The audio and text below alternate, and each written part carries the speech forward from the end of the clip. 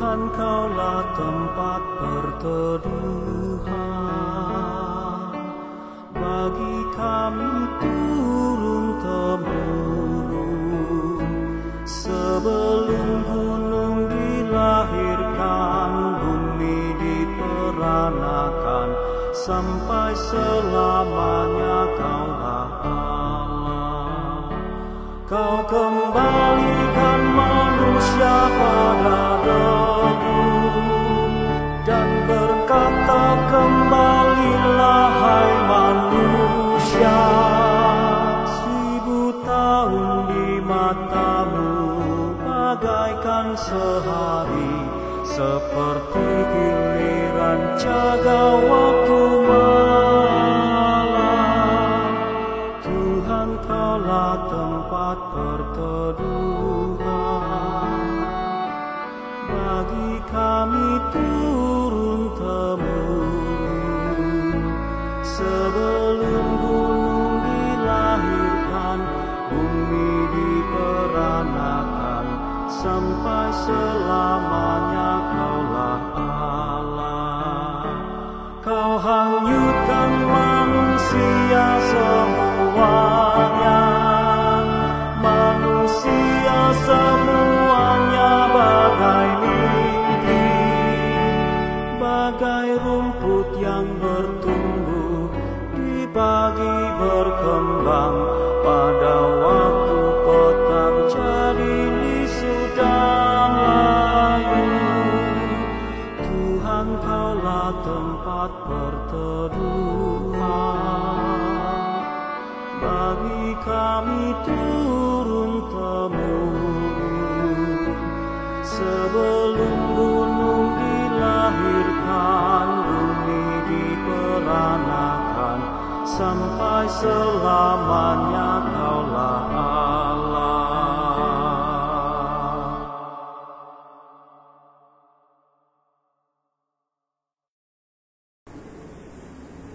Selamat pagi, jemaat yang dikasihi Tuhan. Ibadah Minggu 15 November 2020 ini kita akan dilayani oleh Pendeta Kristianto Basuki. Sebelum kita memulainya, mari kita mengambil saat teduh sejenak.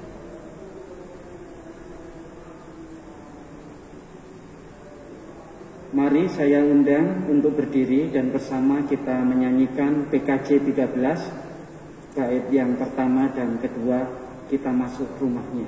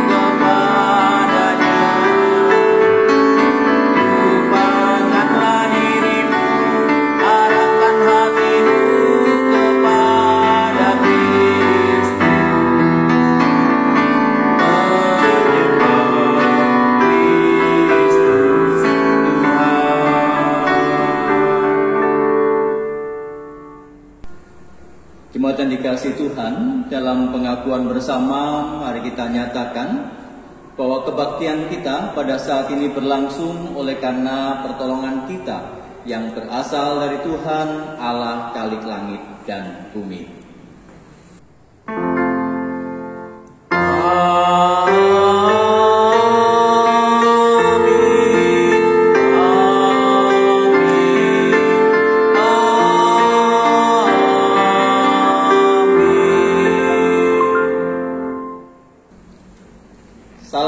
karunia dan damai sejahtera dari Allah Bapa kita dan dari Tuhan Yesus Kristus menyertai saudara sekalian. Dan menyertai saudara juga. Jemaat yang dikasihi Tuhan, dalam Minggu 15 November 2020 ini, kita akan bersama merenungkan satu tema, yaitu hamba yang dipercaya. Dan oleh karena itu, marilah kita kembali melihat apa yang disampaikan di dalam Zefanya pasal yang pertama ayat yang ke-7. Berdiam dirilah di hadapan Tuhan Allah, sebab hari Tuhan sudah dekat. Sungguh Tuhan telah menyediakan perjamuan korban dan telah menguduskan para undangannya. Kita semua datang dan kita semua hadir oleh karena undangan Tuhan.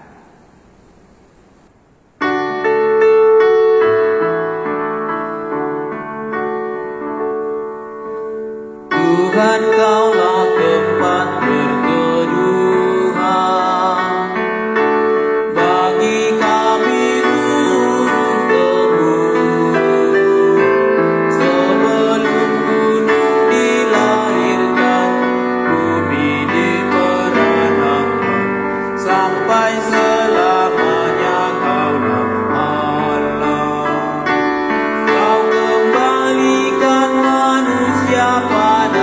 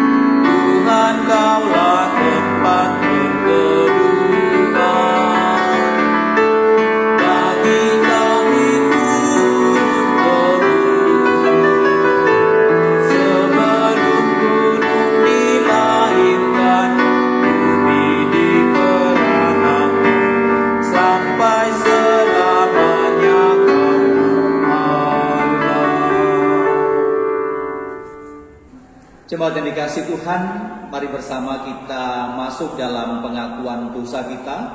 Dan secara pribadi saya memberikan kesempatan kepada Bapak Ibu sekalian untuk menaikkan doa pengakuan dosanya secara pribadi di hadapan Tuhan. Mari kita bersama berdoa.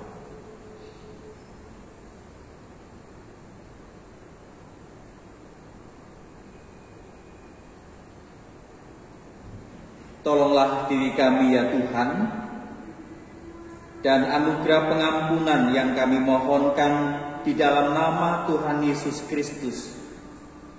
Karena ketidaklayakan kami untuk datang dan hadir dalam peribadahan pada saat ini, tetapi karena kasih anugerah Tuhanlah yang mengizinkan kami semua boleh bersama-sama beribadah secara online. Biar pengakuan dosa kami yang kami nyatakan dalam kesadaran kami tidak layak, tetapi Tuhanlah yang melayakkan kami dengan pengampunan atas setiap dosa dan kesalahan kami. Di dalam Tuhan Yesus Kristus kami berdoa. Amin.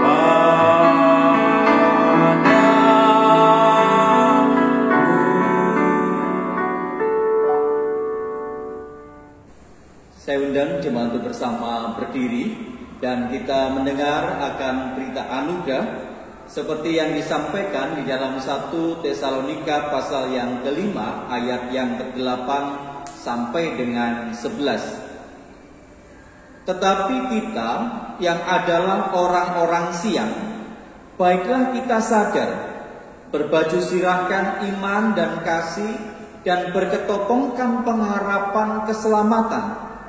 Karena Allah tidak menetapkan kita untuk ditimpa murka, tetapi untuk beroleh keselamatan oleh Yesus Kristus Tuhan kita, yang sudah mati untuk kita, supaya entah kita berjaga-jaga, entah kita tidur, kita hidup bersama-sama dengan Dia. Karena itu, nasihatilah seorang akan yang lain, dan saling membangunlah kamu seperti yang memang kamu lakukan. Demikianlah berita anugerah dari Tuhan. Syukur kepada Allah. Salam damai.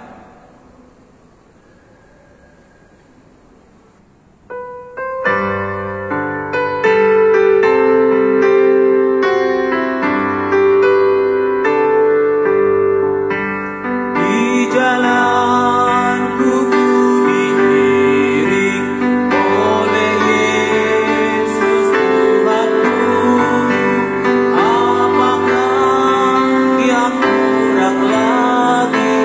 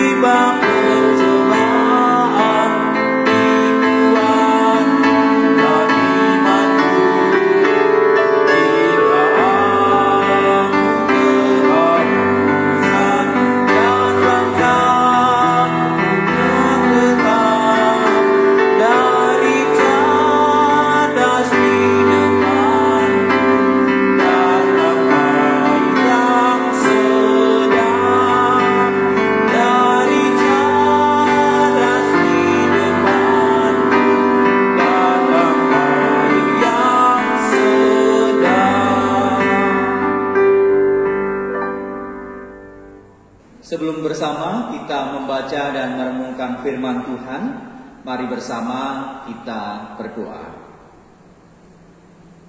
Itulah yang menjadi kerinduan kami Tuhan, bahwa dalam setiap langkah perjalanan hidup kami, Tuhan senantiasa memimpin dan membimbing kami, bahkan mengiring setiap perjalanan kami.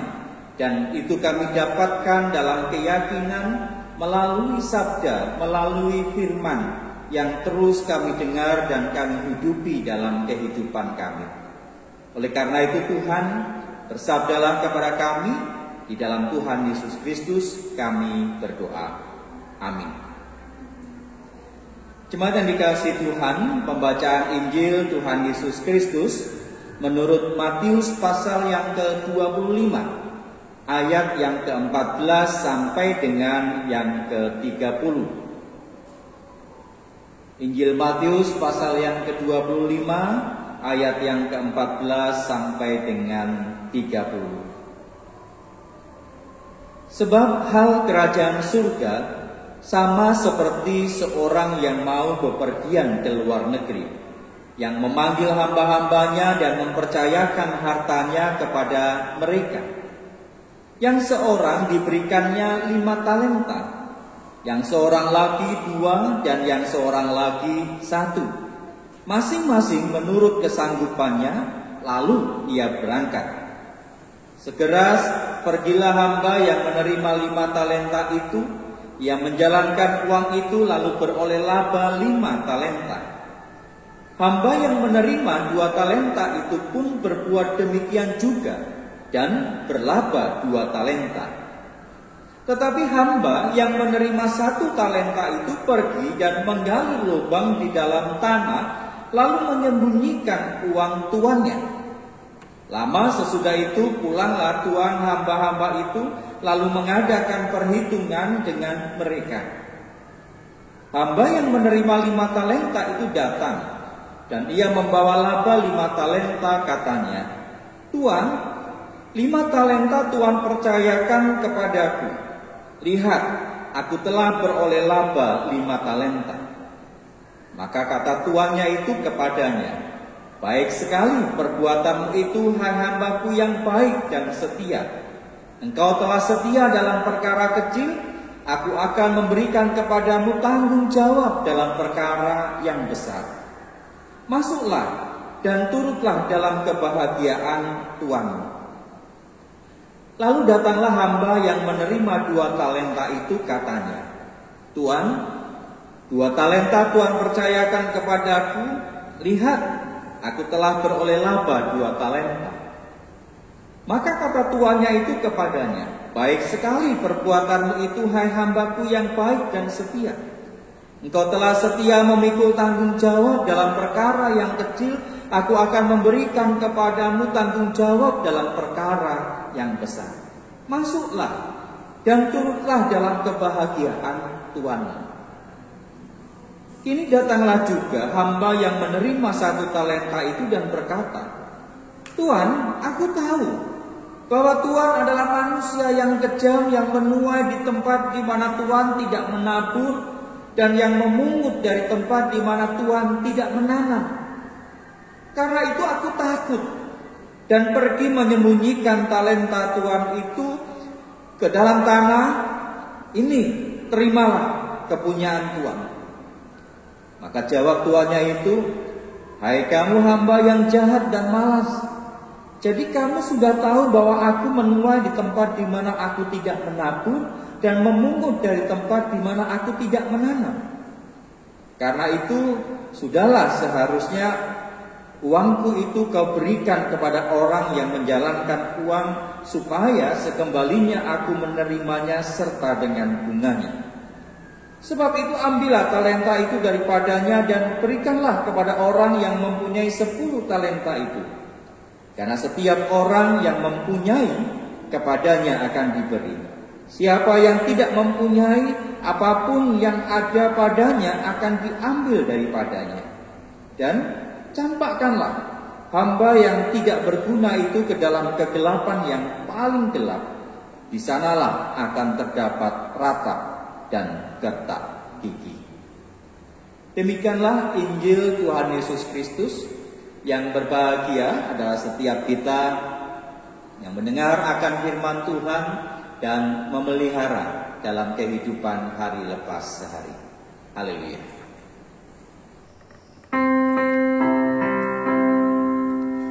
Haleluya, haleluya, haleluya.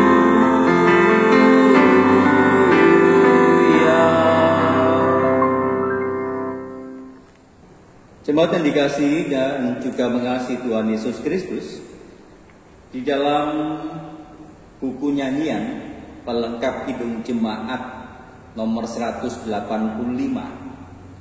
dengan judul Tuhan Mengutus Kita,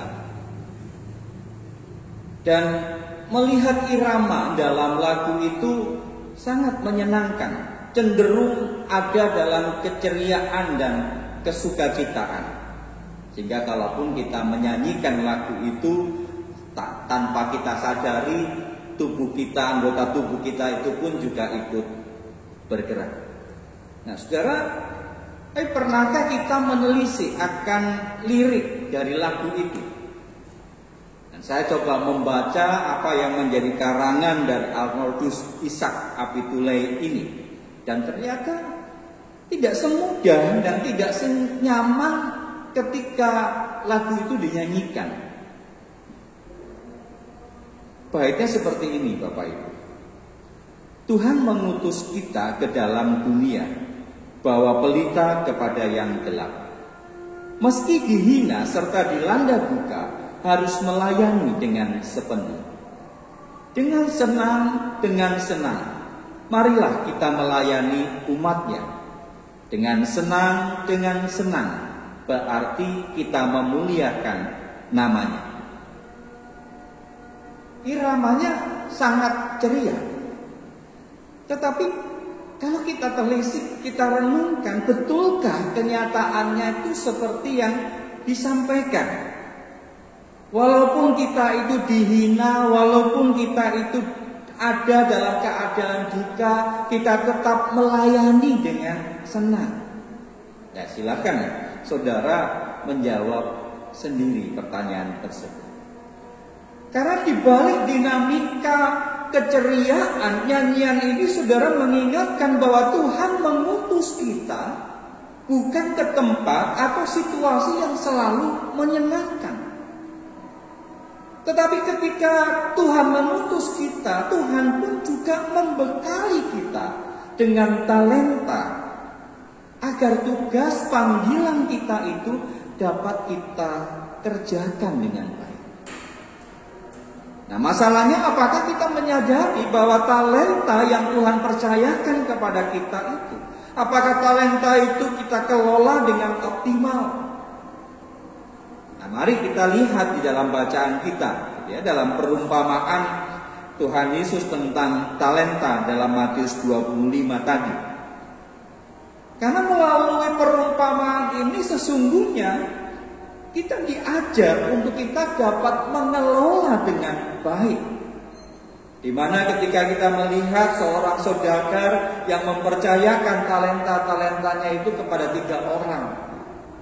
Dan bahkan William Barclay itu mencatat bahwa perumpamaan yang disebutkan di sana tentang talenta itu bukan sekedar uang logam, ya, melainkan ukuran.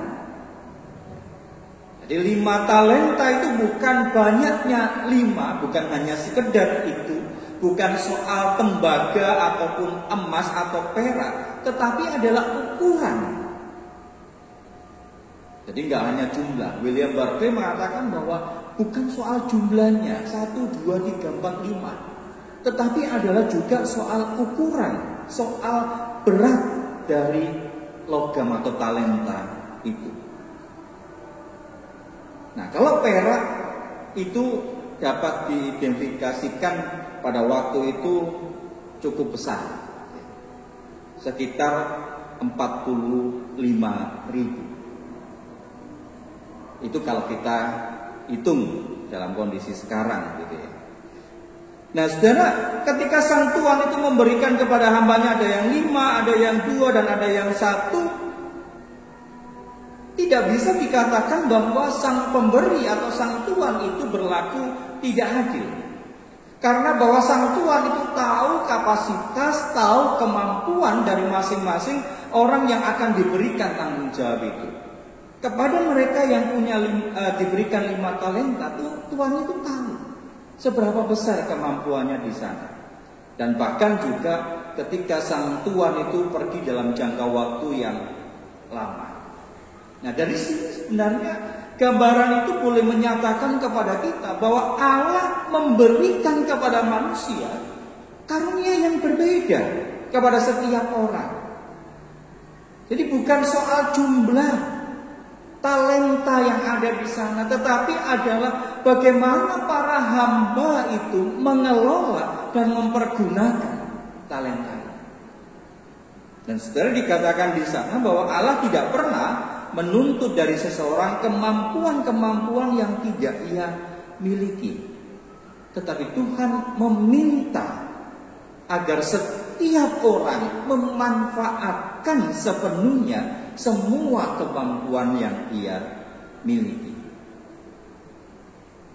Nah, di dalam bacaan kita dalam perumpamaan tersebut, 2 hamba yang melakukan tugasnya dengan baik, dikatakan di sana tidak diganjar dengan tamasya atau berleha-leha, santai di sana, tidak.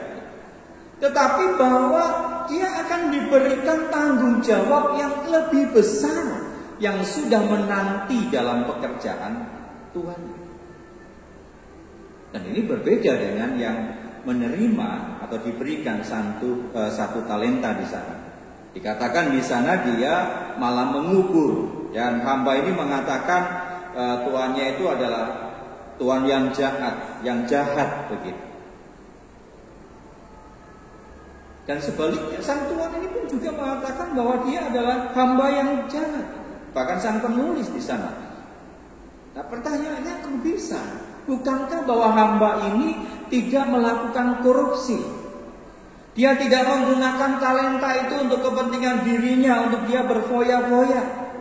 Bahkan ketika sang tuan itu datang, dia mengembalikan tanpa kurang sedikit pun. Tapi mengapa dia dikatakan sebagai hamba yang jahat?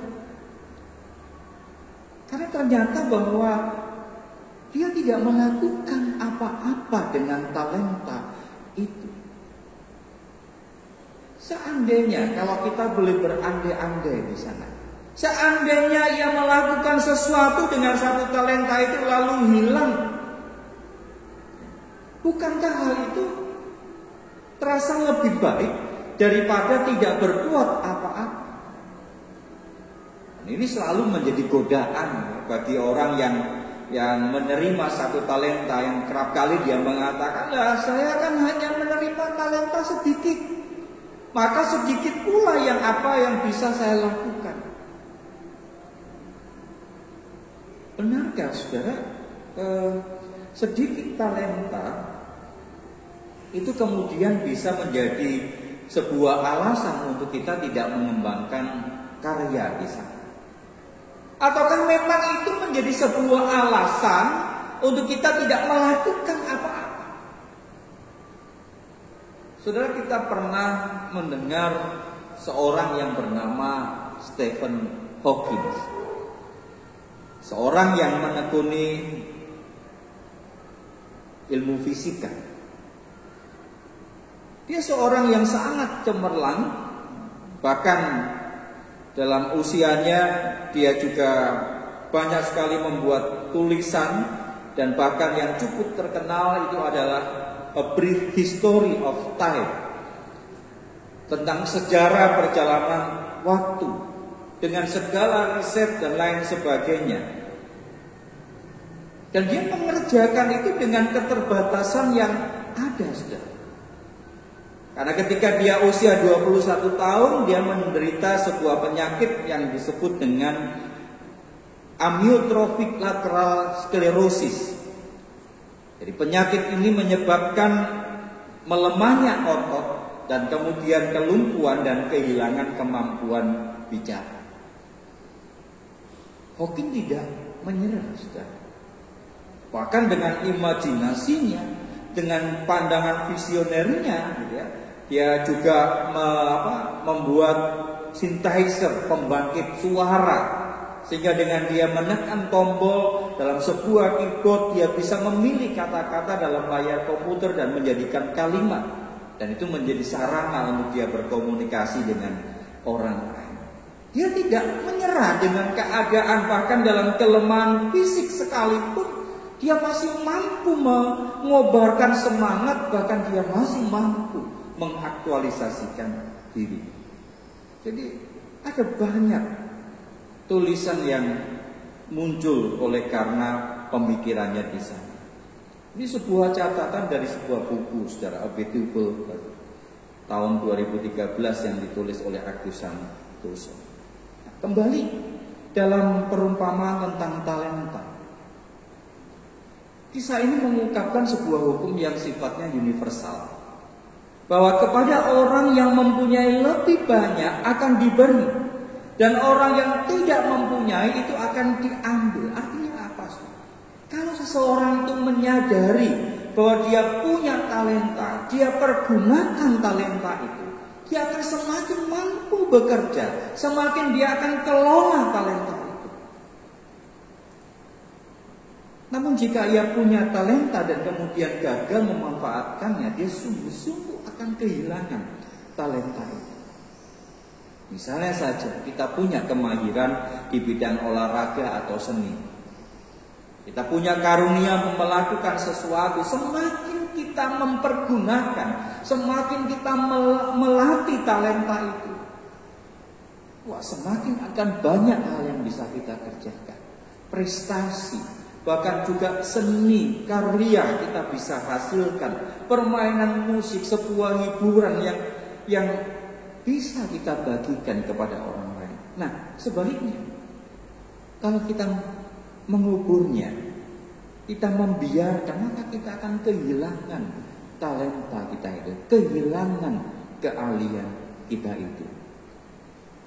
Maka saudara, satu-satunya jalan untuk memelihara sebuah karunia adalah memakainya dalam pelayanan kepada Allah melalui sesama manusia.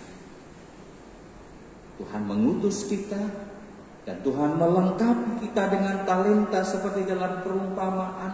Sang tuan pergi dalam jangka waktu yang lama dan tidak seorang pun kapan tahu untuk dia datang kembali.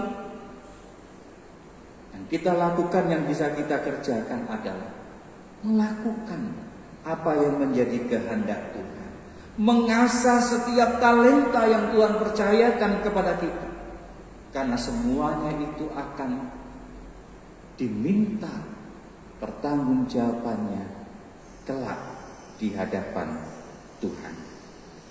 Maka jadilah hamba yang dipercaya. Amin.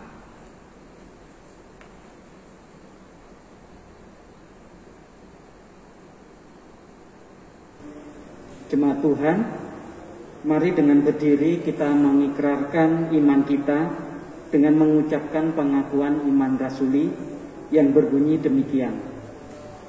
Aku percaya kepada Allah, Bapa yang Maha Kuasa, Khalik langit dan bumi, dan kepada Yesus Kristus, Anaknya yang tunggal Tuhan kita, yang dikandung daripada Roh Kudus, lahir dari anak darah Maria, yang menderita sengsara di bawah pemerintahan Pontius Pilatus, disalibkan, mati dan dikuburkan, turun ke dalam kerajaan maut.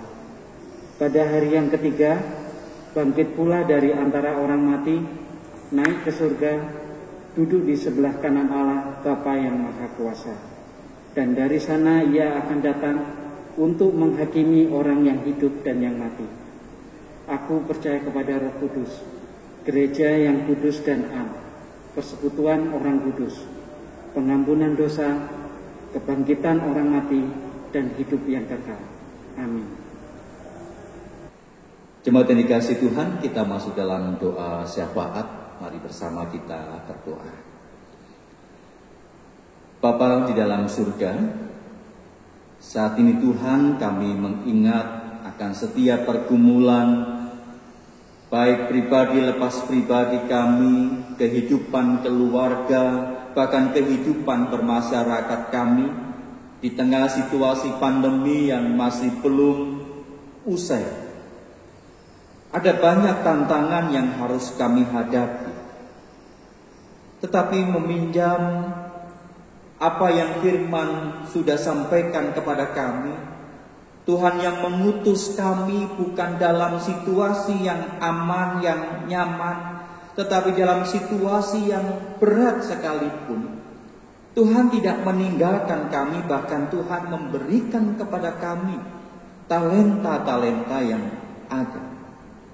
Untuk supaya kami tidak pernah berhenti untuk mengasah, untuk memperbaiki diri, bahkan untuk meningkatkan kemampuan, daya juang kami, daya kreativitas kami, bahkan juga adaptasi yang harus kami lakukan. Tolonglah kami ya Tuhan, bersama-sama biarlah kami mengerjakan dan melakukan, karena dengan bersama-sama kami akan dikuatkan dan terus ditopang dan diperlengkapi. Situasi pekerjaan, situasi pendidikan bagi anak-anak kami yang oleh karena harus melakukan pembelajaran jarak jauh. Sebagian di antara anak-anak kami yang juga sudah melakukan sekolah secara onsite.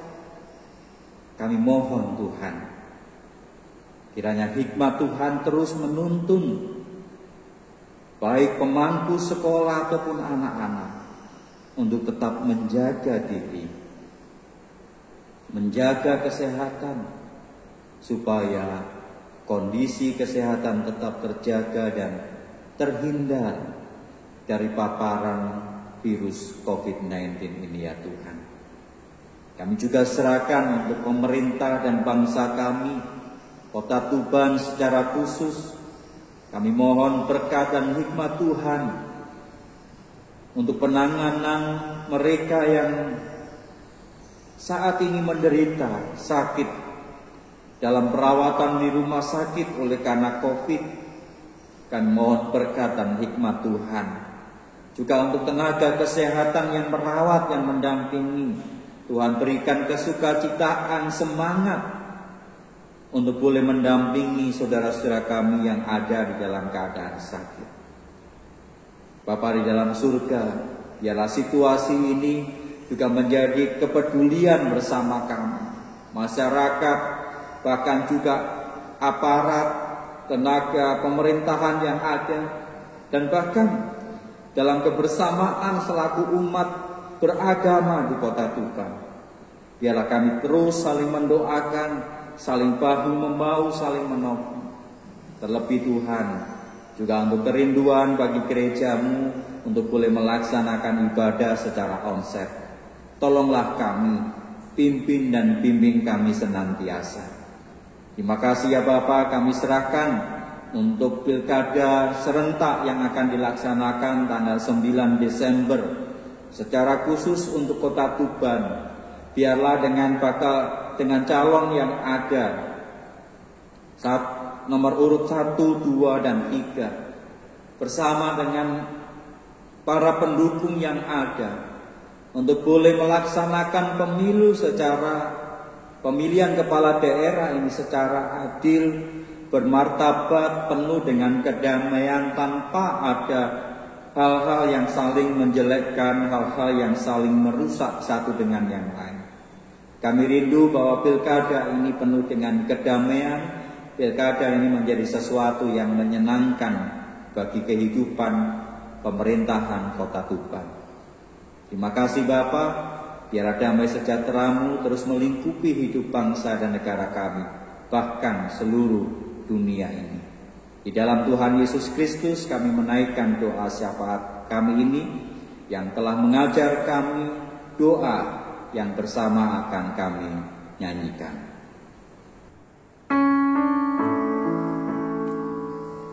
Bapa kami yang ada di surga,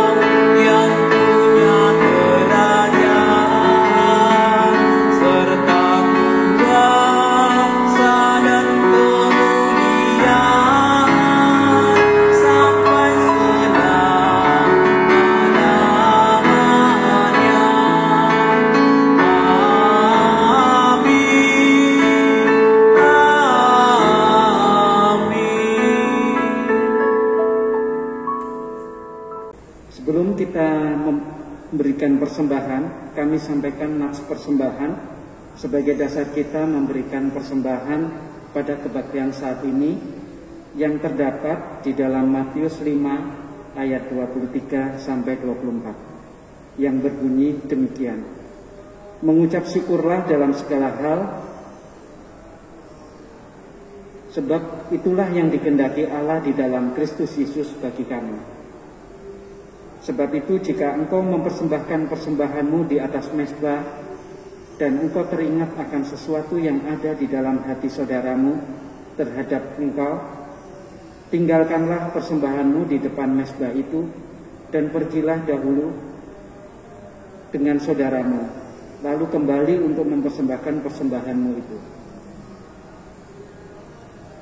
Saudara dapat mengumpulkan persembahan saudara dalam amplop dan kemudian saudara dapat berikan ke gereja, atau saudara dapat memberikan melalui transfer ke rekening gereja BCA KCU Tuban dengan nomor akun 824 07 36676 atas nama Gereja Kristen Indonesia Tuban.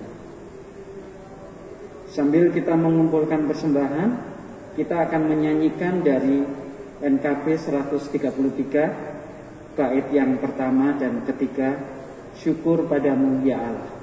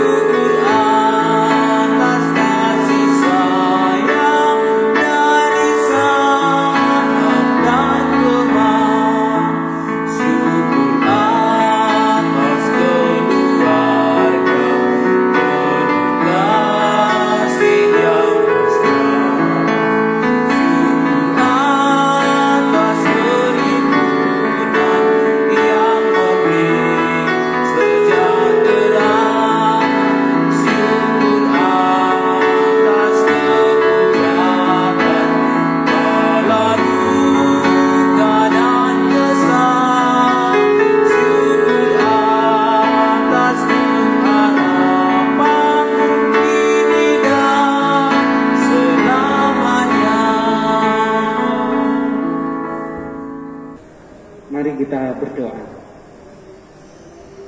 Tuhan, kami bersyukur karena kebaikan dan kemurahan Tuhan selalu melingkupi kami di tengah-tengah keterbatasan yang kami alami saat ini. Kami bersyukur pada hari ini kami boleh mengumpulkan persembahan sebagian kecil dari berkat Tuhan yang begitu banyak yang Kau limpahkan dalam kehidupan kami.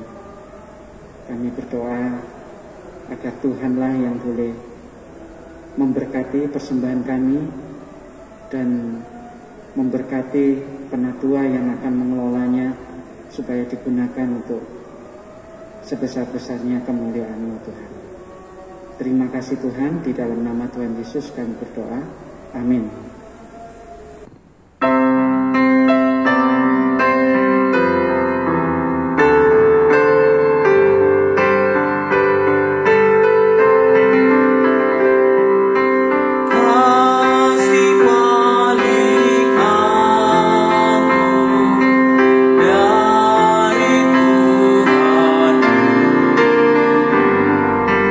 Kini ku sadar